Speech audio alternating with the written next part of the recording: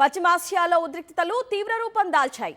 అమెరికాకు చెందిన F-35 fighter జెట్ను కూల్చేసినట్లు Iran ప్రకటించింది. తమ దాడిలో అమెరికా ఫైటర్ జెట్ పూర్తిగా దెబ్బతిని కుప్పకూలినట్లు ఇరాన్ రెవల్యూషనరీ గార్డ్ కార్ప్స్ తెలిపింది. అయితే దాడి జరిగింది నిజమే అయినా తమ ఫైటర్ జెట్కు ఏమీ కాలేదని, ఎయిర్ బేస్లో సేఫ్ ల్యాండింగ్ జరిగిందని అమెరికా ప్రకటించింది. తమ పైలట్ కూడా క్షేమంగా ఉన్నారని, ఈ ఘటనపై దర్యాప్తు జరుగుతోందని యుఎస్ సెంట్రల్ కమాండ్ ప్రతినిధి కెప్టెన్ టిమ్ హాకిన్స్ తెలిపారు.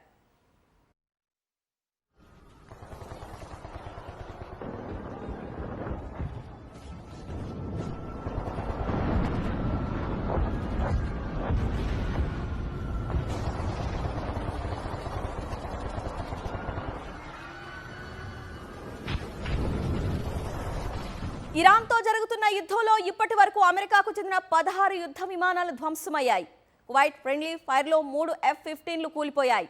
KC-135 రీఫిల్లింగ్ ట్యాంకర్ను అమెరికా కోల్పోయింది. ఒకవేళ ఇరాన్ చెప్తున్నట్లు F-35 యుద్ధ విమానం కూడా కూలిపోయి ఉంటే అమెరికాకు పెద్ద నష్టమే. ఒక్క F-35 ఫైటర్ జెట్ ఖరీదు 930 కోట్ల రూపాయలకు పైనే ఉంటుంది.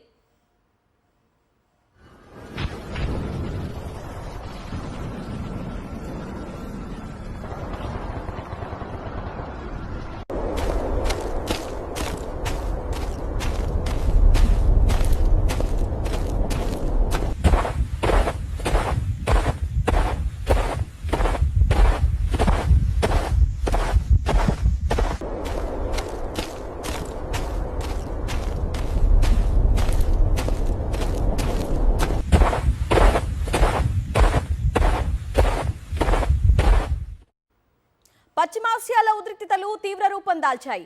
అమెరికాకు చెందిన F-35 ఫైటర్ జెట్ను కూల్చేసినట్లు ఇరాన్ ప్రకటించింది.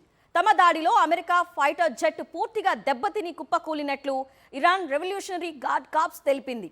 అయితే దాడి జరిగింది నిజమే అయినా తమ ఫైటర్ జెట్కు ఏమీ కాలేదని, ఎయిర్ బేస్లో సేఫ్ ల్యాండింగ్ జరిగిందని అమెరికా ప్రకటించింది.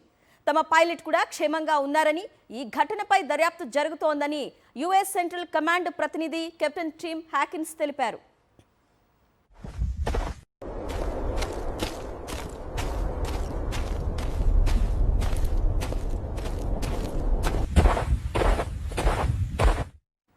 ఇరాన్తో జరుగుతున్న యుద్ధంలో ఇప్పటి వరకు అమెరికాకు చెందిన 16 యుద్ధ విమానాలు ధ్వంసమయ్యాయి. కువైట్ ఫ్రెండ్లీ ఫైర్లో 3 F-15లు కూలిపోయాయి. KC-135 రీఫిల్లింగ్ ట్యాంకర్ను అమెరికా కోల్పోయింది. ఒకవేళ ఇరాన్ చెప్తున్నట్లు F-35 యుద్ధ విమానం కూడా కూలిపోయి ఉంటే అమెరికాకు పెద్ద నష్టమే. ఒక్కో F-35 ఫైటర్ జెట్ ఖరీదు 930 కోట్ల రూపాయలకు పైనే ఉంటుంది.